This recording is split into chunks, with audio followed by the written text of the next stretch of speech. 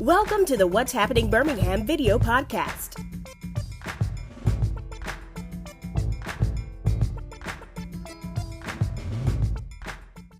Hello everyone, this is Jarvis S. Scott with What's Happening Birmingham. I am back again. Centerpoint, it's runoff time, September 23rd. I'm here today with DM Collins. She is running for mayor of Centerpoint.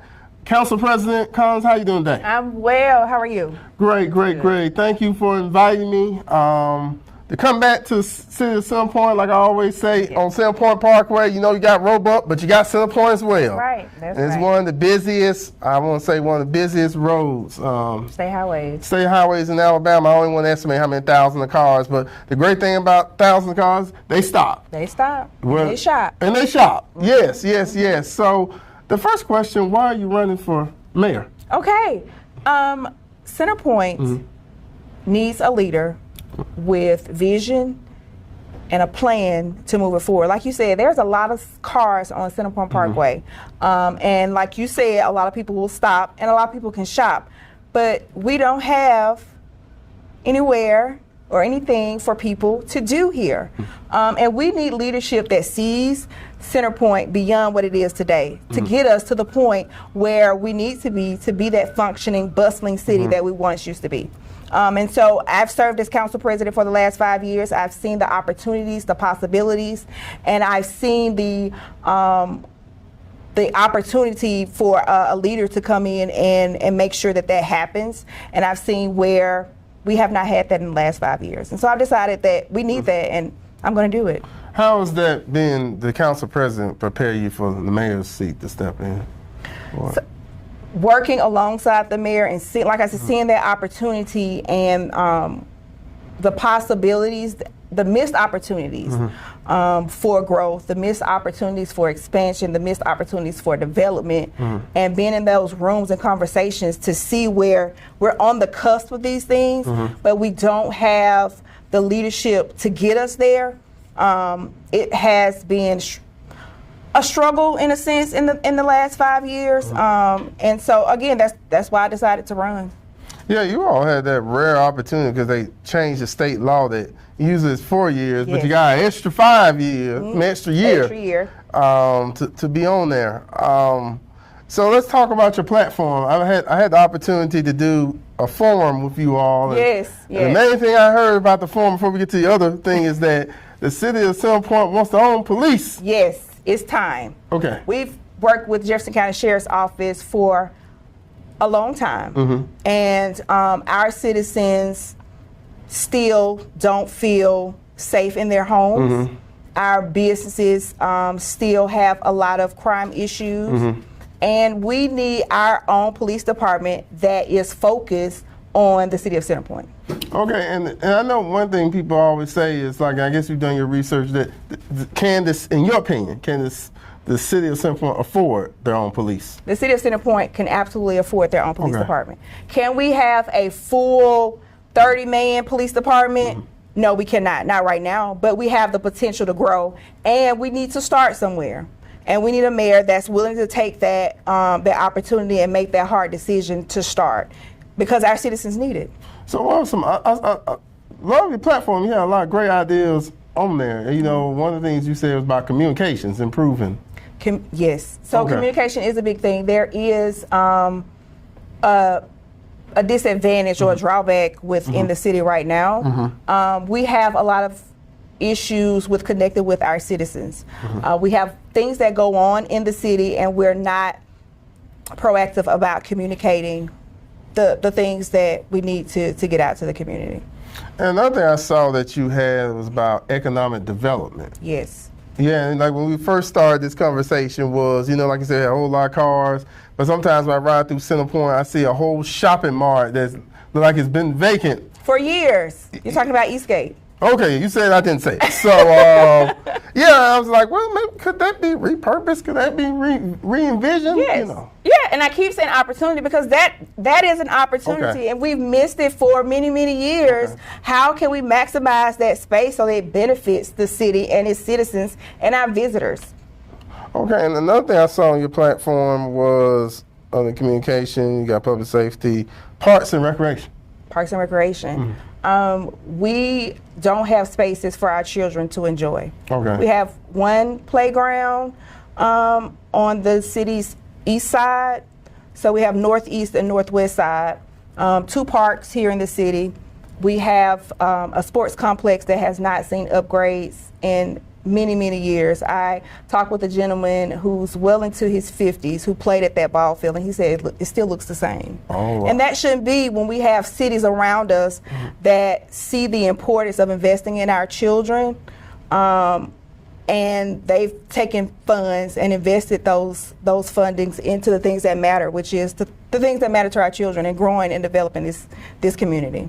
Yeah, do the city, well, I probably won't answer my question. Have a swimming pool. Don't have a swimming pool, do we? No, we don't have a swimming pool. Oh, wow, okay. There are so many other more important things that we need to address first before we get to swimming pool. So I see that you was appointed in 2022 to the National League of Cities Community Economic Development Committee. Tell me about that. So I've worked with community leaders across the U.S. And we come together for meetings across the U.S. with the National League of Cities, which is an organization that goes before our federal leaders to communicate what our smaller cities and smaller communities need. And so the Economic Development Committee with the NLC works to make sure that we're staying on the forefront of what smaller cities need to make sure that our communities are developing, and we have the funding federally to get that done. So you're also, in addition to that, you're also the government liaison for the chamber here in town. Yes, we have a wonderful, the Centerpoint Area Chamber of Commerce is a wonderful chamber that works on behalf of our businesses here in the area. So we not only work with Centerpoint businesses, but the businesses that surround Centerpoint as well. And one thing I love about Centerpoint is they have a niche of different types of restaurants. Yes. I won't say particularly black-owned restaurants. I mean, like Rochelle's Cafe. I'm here with this place right now. Simone's Kitchen. I apologize about there's a couple more, but I mean just a nice collective. You know. Yes. We do have a lot of small businesses here. Okay. We have Caitlin's Cafe. Yeah. We have the Sandwich Shop. We even have some Mexican restaurants here, and it's important that we support those businesses. As council president, I created or established 2 grant programs aimed at supporting our small businesses, aimed at recruiting small businesses here in Centerpoint. So what do you think is like the biggest, other than public safety, what's the biggest challenge the next 4 years that Centerpoint's going to face? So that's a good question, but it depends on the leadership. All right. So if we decide to keep the current leadership, the biggest challenge will be what we've experienced the last 5 years, which is staying stagnant where we are. If we decide as a city to move forward with leadership that wants the city to grow and sees the city's potential and has the ability to get us there, the biggest challenge will be maximizing that growth. So like I said before, there are cities around us that are growing and see the benefit of investing into the city's development. And we have to make sure that we are positioning ourselves to not just blend in with those cities, but to stand out. And so it's important that we make sure that if growth is what we want, we're going to have to work as a community to maintain that growth and maximize that growth. And I also think, too, that especially like you said, like implementing your own police force, possibly, that's going to be a big thing that's been important to get the community feedback with it, what they're looking towards and what their expectations is. So, but we've heard that. Okay. We hear from our community, they want this. They want this to happen. They want a police department here in this city.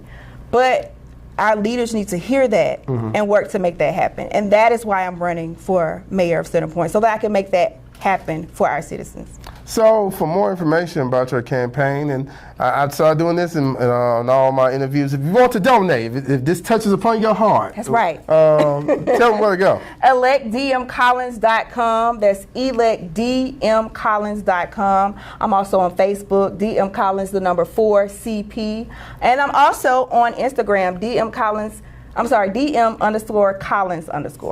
All right, well, Council President, thank you for coming on today. Thank you. Citizens Centerpoint come out September 23rd. I don't know what the last numbers with the last election, but however, all over the numbers was down. But yes, please, this is your chance to get your voice heard, because remember, even if you don't vote, you still like the status quo, whether it's one way or not. So I always tell people, think about that when people who don't go out and vote.